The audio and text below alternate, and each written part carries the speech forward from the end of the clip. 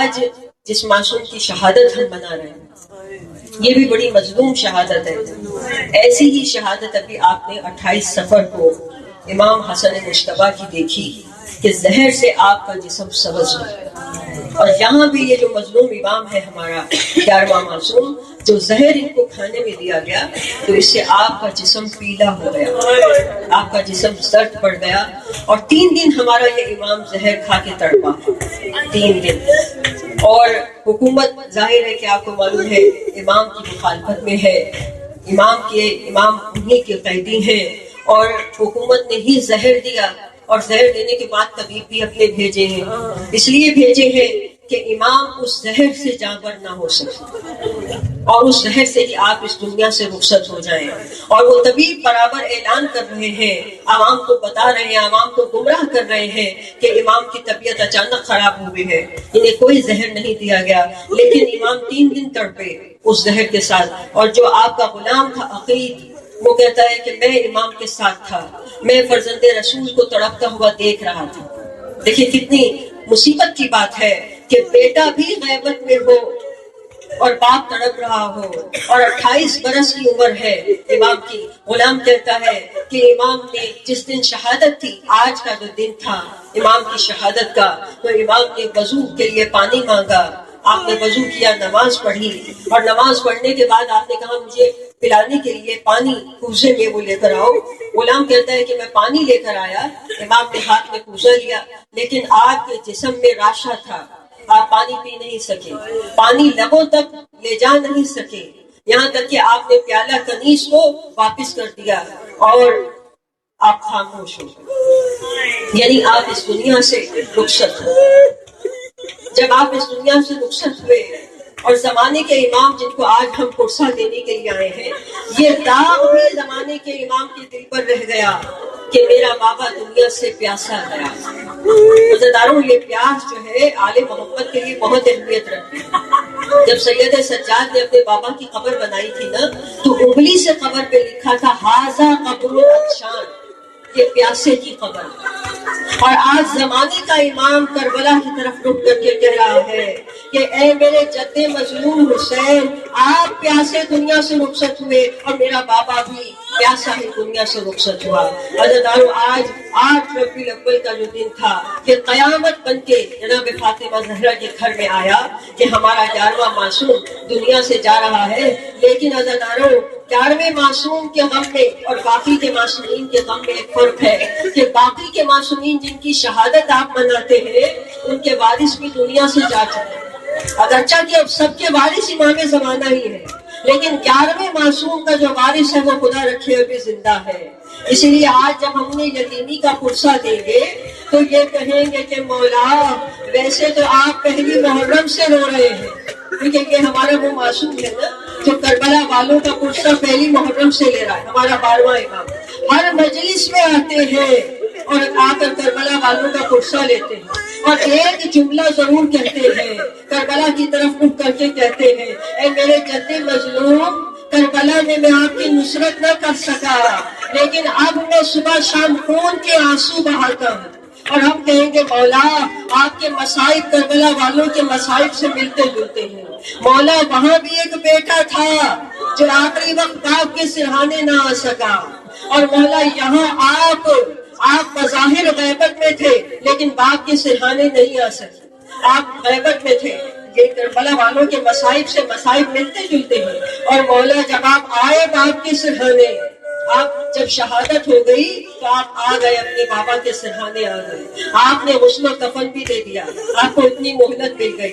آپ نے نماز جنازہ بھی پڑھا دی کہ جب آپ کے چچا جعفر نماز جنازہ پڑھانے کے لیے آگے بڑھے تو آپ نے دامن کھینچ کر کہا کہ چچا مظلوم کا جنازہ، بس معصوم کا جنازہ معصوم ہی پڑھاتا ہے، میں اپنے بابا کا وارث موجود ہوں، میں جنازہ پڑھاؤں گا. مولا آپ کو موقع مل گیا، آپ نے اپنے بابا کا جنازہ بھی پڑھا دیا. لیکن آئیے ذرا کربلا والے بیٹے کو دیکھیے کہ باپ کا لاشا جلتی ہوئی ریتی پر پڑا ہے اور ہاتھوں میں ہتھکڑیاں اور بیڑیاں ہیں، اس کو قیدی بنا کے لے جایا جا رہا ہے. اور ثانیہ زہرا فریاد کر رہی ہے، اے نانا، آپ پر تو آسمان کے ملائکہ نے جنازہ آپ کا پڑھا تھا، ملائکہ نے نماز پڑھی تھی، یہ آپ کا حسین ہے جو کربلا کی جلتی ہوئی ریتی پر پڑا ہے اور اس کی ذریت قیدی بنا کے لے جائی جا رہی ہے۔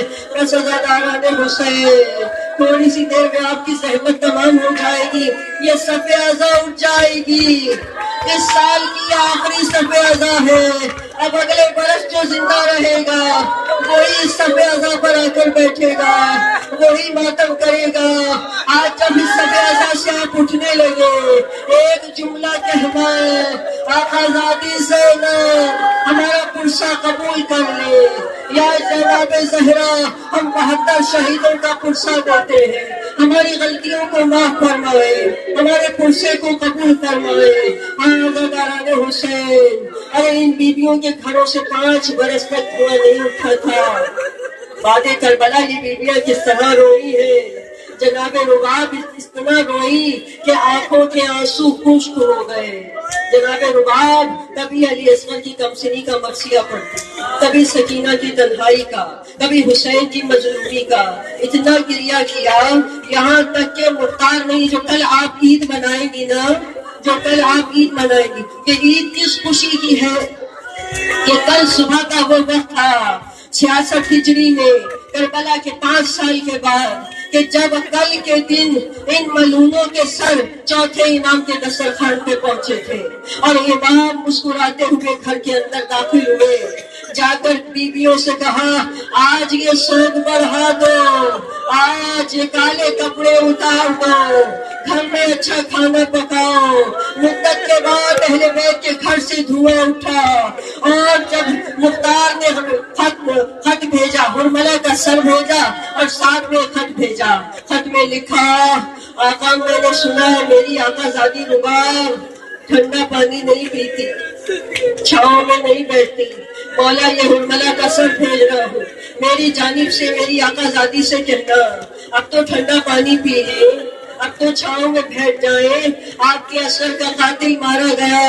عزاداروں سید سجاد خط لے کے اپنی ماں کے پاس گئے، جا کے ماں کے برابر میں بیٹھ گئے، کہا اماں مبارک ہو، کہا بیٹا کس بات کی مبارکباد دے رہے ہو، کہا اصغر کا قاتل مارا گیا، مختار کا خط آیا ہے، کہا بیٹا لاکھ قاتل مارے جائے میرا اصغر تو واپس نہیں آ سکتا، بیٹا میری تو گود اجڑ گئی نا، میرا اصغر تو نہیں آ سکتا۔ کہا کہ اماں مختار نے گزارش کی ہے، اماں اب تو ٹھنڈا پانی پی لو، اماں اب تو چھاؤں میں آ جاؤ۔ جناب رباب عزاداروں کیا کہتی ہے، بیٹا مجھے یہ بتا تو کیا چاہتا ہے۔ سید سجاد کہتے ہیں اماں میرے پاس تو کچھ نہیں ہے، میں پھوپھی زینب کو لے آیا ہوں، ہم دونوں ہاتھ جوڑ کے کہتے ہیں اماں چھاؤں میں آ جاؤ، ٹھنڈا پانی پی لو۔ جناب رباب ایک مرتبہ سید سجاد کو دیکھتی ہے، کچھ دیر دیکھنے کے بعد کہا سجاد میں تیرا کہنا مان لوں گی، میں ٹھنڈا پانی پی لوں گی، میں چھاؤں میں بیٹھ جاؤں گی، ایک کہنا تو بھی میرا مان لے۔ کہا اماں کیا کہنا مان لوں، کہا تو خون رونا بند کر دے۔ سجاد تو آنکھوں سے جو خون بہاتا ہے کہ خون بہانا بند کر دے، ارے میں چھاؤں میں آ جاؤں گی، میں ٹھنڈا پانی بھی پی لوں گی۔ عزاداروں سید سجاد کیا جواب دیتے ہیں اپنی اماں کو کہتے ہیں اماں میرا کچھ نہیں بچا، اماں میرا بابا مارا گیا، میرا بھائی مارا گیا، میں نے اپنے جوان بھائیوں کو خاک و خون میں تڑپتا دیکھا، اماں میں کیسے خون رونا بند کر دوں۔ رباب کہتی ہے سجاد انصاف کر، ارے تیری تو پھر بھی پھوپھی موجود ہے، تیری بہن موجود ہے، تیرا چچا محمد حنفیہ موجود ہے، سجاد بتا میرے پاس کیا رہ گیا، ارے ایک اصغر تھا وہ کربلا میں رہ گیا، سکینہ زندان شام میں رہ گئی، میرے سر کا تاج کربلا میں رہ گیا، سجاد میرے پاس تو کچھ نہ رہا۔ عزاداروں آخر میں امام کیا کہتے اماں میں امام ہو کے حکم دیتا ہوں، اماں چھاؤں میں چلو، ٹھنڈا پانی پیو۔ بس عزاداروں ایک طرف سے سید سجاد نے بازو پکڑا، دوسری طرف سے جناب زینب نے پکڑا، لے کے چلے۔ بیویاں کہہ رہی ہے ارے آج تو بڑے خوشی کا دن ہے، اماں رباب چھاؤں میں جا رہی ہے، لیکن عزاداروں ابھی ایک قدم دھوپ میں تھا، ایک چھاؤں میں تھا۔ رباب نے کربلا کی طرف رخ کیا،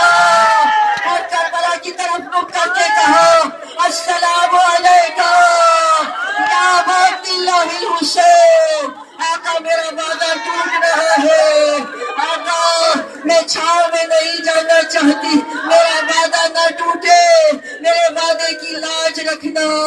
ادھر من کا ٹھل گیا، سید سجاد نے کہا پھوپھی اماں کوشش نہ کرو، انا للہ و انا الیہ راجعون۔ آنے والے ہمارے قریب سے عبادت کو قبول فرما، اپنے ہاتھ ایسے بلند کر لیں، سب مل کے آمین کہیں۔ پروردگارہ ان آوازوں پہ رحمت نازل فرما، پروردگارہ ان آنکھوں پہ رحمت نازل فرما جن کے آنسو رومال سیدہ کی زینت بننے جاتا ہے۔ ہاتھ ایسے اٹھا لے، سب مل کے آمین کہیں۔ پروردگارہ یا زدار اس صفی عزا سے اٹھنے نہ پائیں، سب کی حاجات پہ قبولیت کی مہر لگا دیں۔ پروردگارہ ہم سب کے گناہوں کبیرہ اور صغیرہ کو معاف فرما، اس صفی عزا کی حفاظت فرما۔